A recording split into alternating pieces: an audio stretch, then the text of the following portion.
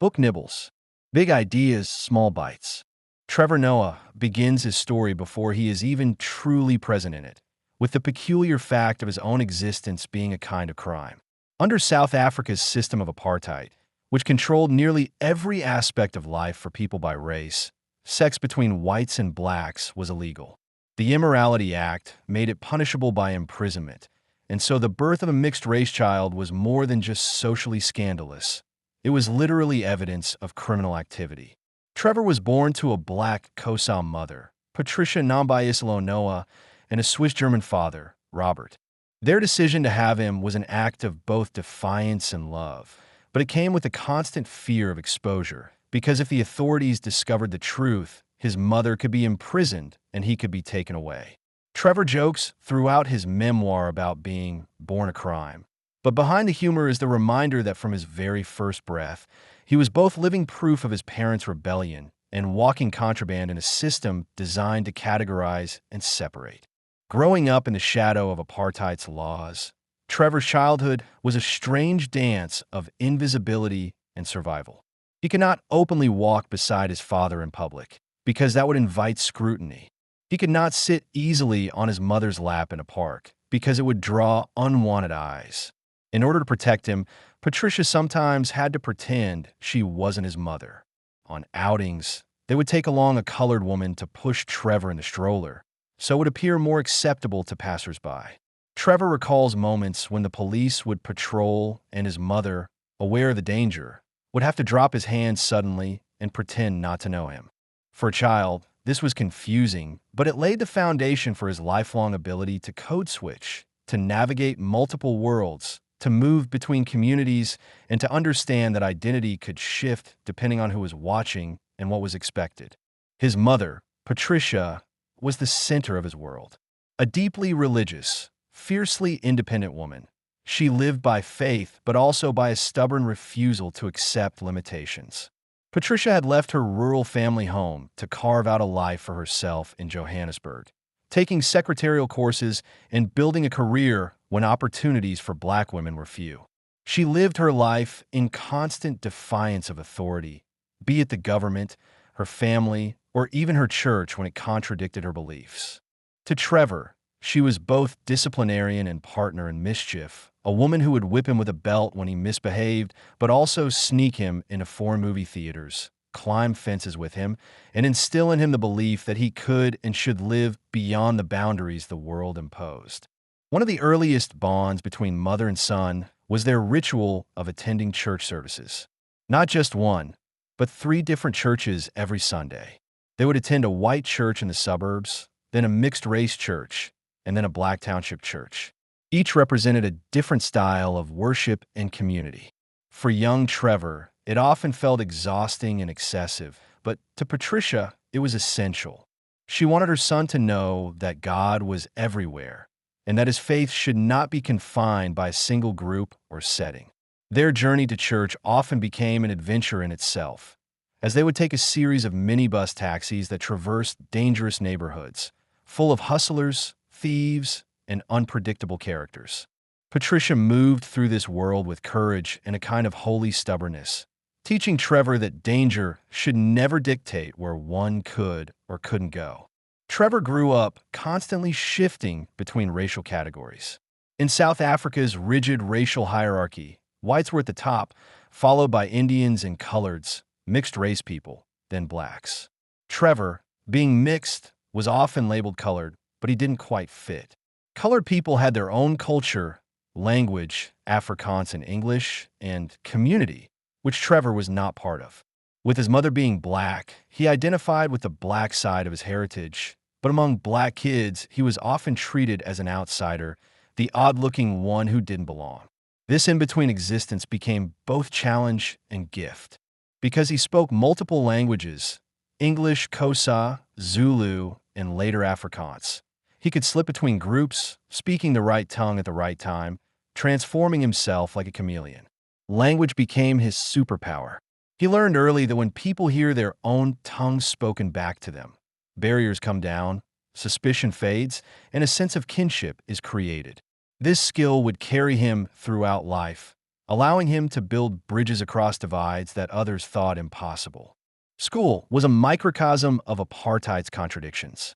Trevor first attended a private Catholic school where most of the students were white, and he was often treated as an anomaly. Teachers didn't quite know what to do with him, and other students alternately mocked and admired his difference. Later, when he moved to township schools, he found himself learning to survive among poor black children, navigating social hierarchies defined not only by race but also by poverty, toughness, and street smarts. Trevor was not the strongest fighter, but he was clever, funny, and resourceful. He tells a story of how he ran his own small hustle selling pirated CDs and music mixes he made on his computer. This venture made him both popular and entrepreneurial, a foreshadowing of his future in entertainment. But it also put him in risky situations, forcing him to learn how to manage business deals with gangsters, negotiate with bullies, and charm customers with humor and wit. His adolescence was full of contradictions. On one hand, he was deeply aware of his mother's constant warnings about morality, faith, and discipline. On the other, he was drawn to the excitement of mischief and rebellion. He stole sweets from stores, played tricks with friends, and tested boundaries. But always, his mother's presence loomed large, ready to correct him with both sharp words and the sting of the belt. Yet even in her discipline, Patricia carried a philosophy. She would rather punish him herself than let the world do it more harshly. She wanted him to understand consequences, but she also wanted him to survive. One particularly powerful memory Trevor shares is of being thrown from a moving car with his mother and baby brother. One night, after attending a church service, they found themselves without safe transport home. They hailed a minibus taxi, only to realize that the driver and his companions intended to harm them. Patricia, sensing danger, whispered urgently to Trevor, and at the right moment, she shoved him and his brother out of the van, leaping after them. They tumbled onto the road, bruised but alive. It was her quick thinking and unyielding bravery that saved them. Moments like these revealed the stark dangers of everyday life in South Africa, especially for women and children vulnerable to predatory men and systemic violence. Throughout the memoir, Trevor paints vivid portraits of township life, the vibrant street markets, the music blasting from radios, the resourcefulness of people making do with little, and the ever-present tension of poverty and crime. He describes how he and his friends would scavenge for entertainment, from playing soccer with makeshift balls to hustling for snacks.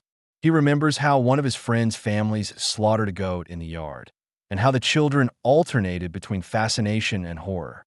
Food, play, and danger were all intertwined in their world. As he grew older, Trevor's relationship with his father remained complicated. Robert was a kind, quiet man who loved him but remained distant, partly by choice and partly by necessity. To protect Trevor from the consequences of being too visibly connected, Robert kept his distance. Still, he maintained a hidden bond, inviting Trevor to his apartment occasionally, where they would eat European food and enjoy quiet companionship. These visits were rare but meaningful. Trevor admired his father's calm, his gentleness, and his different way of seeing the world. But his true anchor was always his mother. Patricia eventually remarried, and this relationship introduced new turmoil. Her second husband, Abel, was charming at first but soon revealed a darker side. He was controlling, violent, and abusive. Trevor recounts harrowing incidents of Abel's temper exploding, of physical abuse directed at Patricia, and of the fear that permeated their household. Despite her strong will, Patricia endured years of abuse, partly out of faith that she could persevere, partly because leaving was complicated in their cultural and economic context. For Trevor, witnessing his mother's suffering was both traumatizing and formative. It taught him the ugly reality of domestic violence, the limitations of love, and the resilience his mother carried even in the face of unimaginable pain. One of the memoir's climactic moments is the near-fatal shooting of Patricia by Abel. After years of violence and estrangement, Patricia tried to rebuild her life, but Abel's anger consumed him. One day, he shot her in the head, the bullet miraculously missing vital organs and passing through without killing her. Doctors called it nothing short of divine providence that she survived. Trevor, enraged, confronted Abel and demanded accountability, but South Africa's justice system failed to hold him fully responsible. For Trevor, this episode crystallized his mother's almost supernatural resilience, her unbreakable faith, and the brokenness of systems meant to protect women. Patricia not only survived, but she continued to live with strength, humor, and forgiveness that astonished even her son. Threaded through these dramatic events is Trevor's sharp humor and keen observation of race, identity, and human behavior. He reflects on how absurd apartheid was in its obsession with classification, how it policed the minutiae of people's lives while failing to provide them basic dignity. He tells stories of cultural misunderstandings, like when he tried to date a girl from school and discovered that, despite his charm, he had no grasp of romance, often sabotaging himself with awkwardness or miscommunication. He recalls the humiliation of being poor, like when he took a girl to the school dance and couldn't afford to provide her the experience she expected. Yet through all these stories, he finds comedy in tragedy, laughter in struggle, and wisdom in mistakes. At its heart, Born a Crime is a tribute to Patricia. She emerges not just as a supporting character, but as the true heroine of the story. Her refusal to be cowed by apartheid, her insistence on raising her son with hope and freedom, her fierce love wrapped in strict discipline, and her almost prophetic faith all shaped Trevor into the man he became. He attributes his survival, his outlook, and even his comedic instincts to her influence. She taught him that the world would not give him space, so he had to carve his own. She taught him that he was not defined by the names or categories others imposed. And she taught him that faith, laughter, and stubborn will could carry one through the darkest of times. The memoir is not just a personal story, but also a lens into South Africa's history and contradictions. Through Trevor's experiences, readers glimpse the absurdities of apartheid laws, the resilience of township communities, the intergenerational trauma of poverty and racism, and the complex negotiations of identity in a society built on division. But it is also a universal story of a boy and his mother, of survival through love and humor, of learning to navigate worlds that constantly tell you don't belong, and of finding power in embracing all the contradictions within yourself. Trevor closes his narrative with reflection, gratitude, and honesty. He does not present himself as a saint or a victim, but as a boy shaped by extraordinary circumstances, often mischievous, sometimes foolish, always observant. He acknowledges the pain and chaos of his upbringing, but frames it as the soil from which his strength, empathy, and humor grew. Born a Crime becomes not just the story of one comedian's childhood, but a meditation on how love can defy systems, how laughter can coexist with pain, and how survival itself can be an act of rebellion. And that's it. Born a Crime, Stories from a South African Childhood by Trevor Noah. Thanks for listening to Book Nibbles. If you enjoyed this bite-sized book, don't forget to subscribe for more quick, insightful summaries. See you in the next nibble.